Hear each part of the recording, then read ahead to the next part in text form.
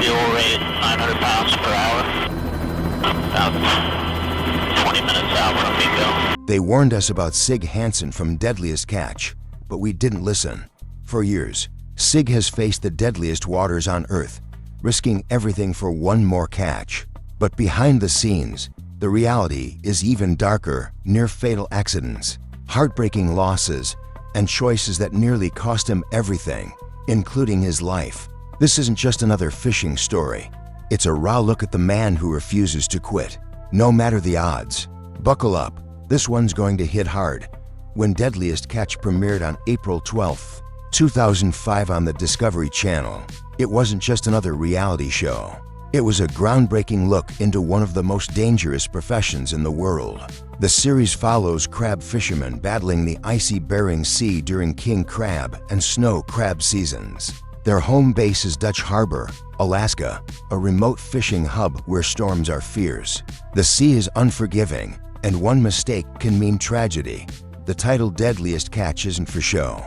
Commercial fishing has long been ranked the most dangerous job in the United States, with a fatality rate once reaching 141.7 per 100,000 workers, far higher than even pilots, loggers, or construction workers during peak crab seasons. The death rate averaged nearly one fisherman per week. Imagine heading to work knowing the odds could be stacked against your survival. Each episode drops viewers right into the heart of the action. Massive 900-pound crab pots swinging overhead, icy waves crashing across the deck, and exhausted fishermen battling fatigue as they haul in hundreds of pounds of crab. It's brutal, chaotic, and fascinating, and that's why millions of viewers can't look away. At the center of the storm are the legendary captains, Sig Hansen of the F.V. Northwestern, the Hillstrom brothers of the Time Bandit, and Keith Coburn of the Wizard. Their rivalries, friendships, and unshakable determination make them the heartbeat of the show. Each captain fights not just for crab, but for pride, legacy, and the survival of their crews. Life is especially rough for the greenhorns, the rookies thrown straight onto the deck. They face grueling work, freezing weather, and relentless pressure to prove themselves. Many don't make it through their first season. The veterans don't hold back their criticism, and tempers often flare. Sometimes those clashes make it to air, showing just how high the stakes can get when exhaustion and danger mix.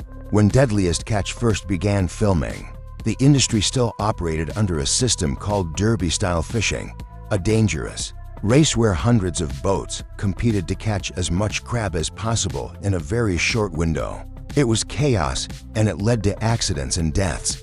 After 2005, the system switched to individual fishing quotas (IFQs), which allowed boats like the Northwestern to fish at a slower, safer pace. But the change came at a cost. Many smaller boats were forced out of business, and the fleet shrank from more than 250 boats to just 89 larger ones. This shift reshaped the industry and the series, giving viewers a new look at how the crab business really works.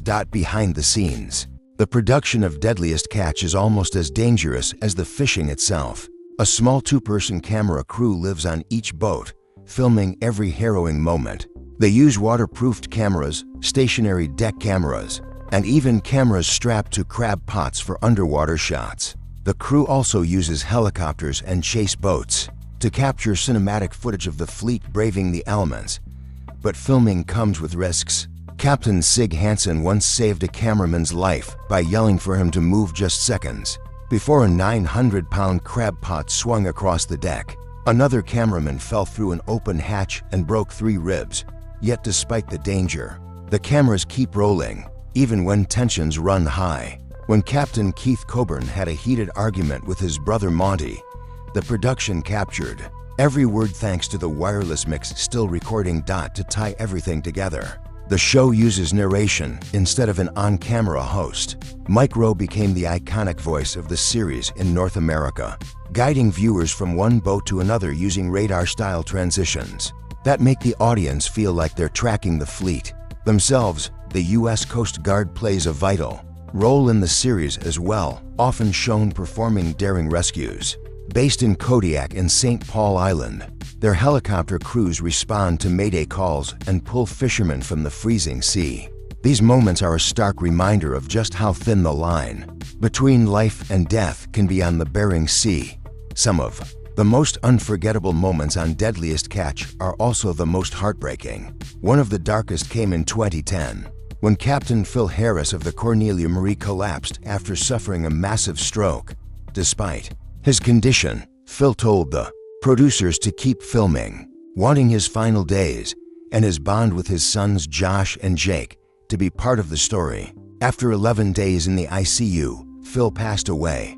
The episode covering his death, Redemption Day, drew a record-breaking 8.5 million viewers, making it one of the most watched broadcasts in Discovery Channel history.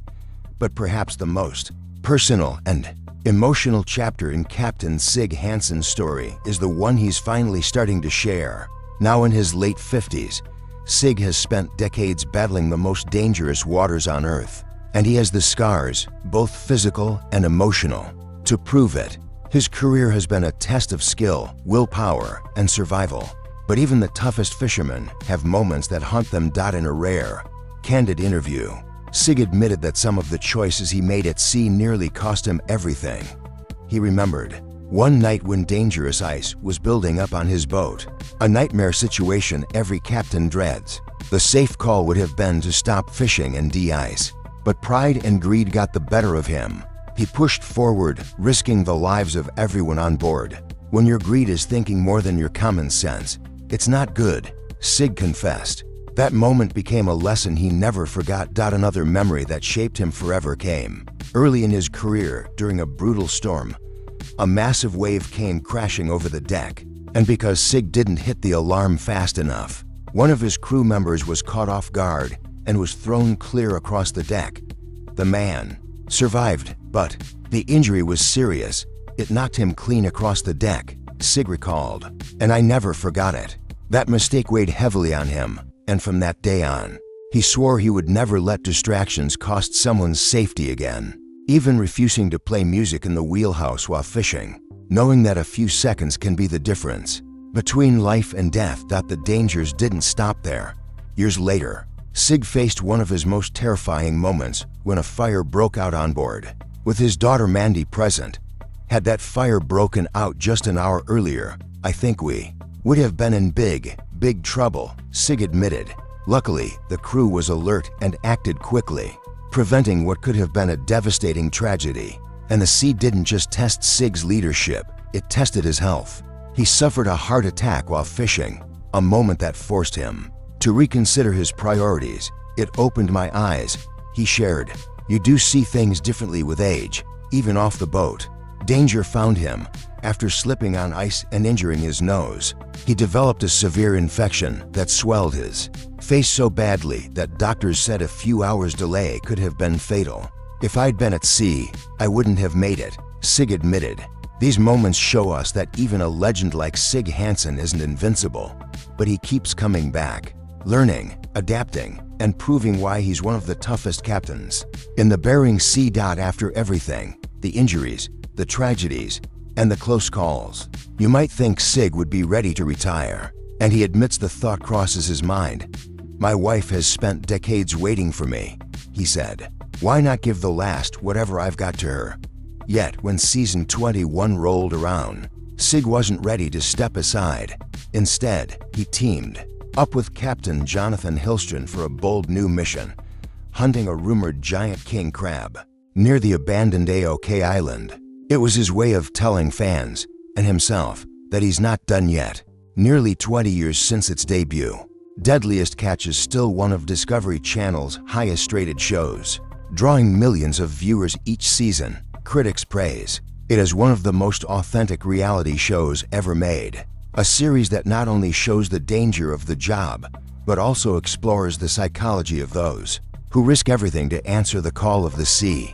That's why Sig Hansen's story resonates so deeply. It's not just about crab fishing, it's about courage, regret, redemption, and the human spirit refusing to quit. So, what's your take? Did Sig Hansen go too far opening up about the dangers he faced? Or does it make him even more legendary?